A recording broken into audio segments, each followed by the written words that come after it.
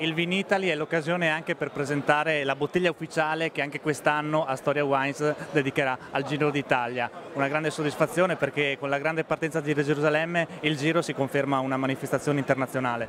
Sì, diciamo che difatti anche quest'anno il Giro ci sta dando veramente grandissima visibilità, non solo a carattere nazionale ma anche internazionale, proprio confermato dal fatto da questa partenza comunque ad Israele. Infatti noi proprio per l'occasione quest'anno abbiamo fatto una doppia etichetta, la prima etichetta comunque per le 3 tappe ovviamente dove viene riportata Israele, la seconda invece etichetta dove possiamo vedere qui è proprio un'etichetta dedicata invece all'arrivo, quindi viene raffigurato il Colosseo perché ci sarà l'arrivo a Roma. Quello che viene definito un po' il Giro della Pace, no? Da Gerusalemme a Roma sulle orme della cristianità.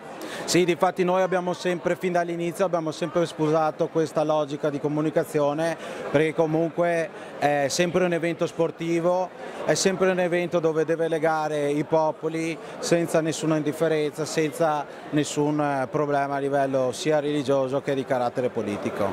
Un pronostico sul Giro, tu sei un grande ciclista, insomma hai una grande passione per le 2 ruote a pedali, secondo te chi potrà vincerlo quest'anno?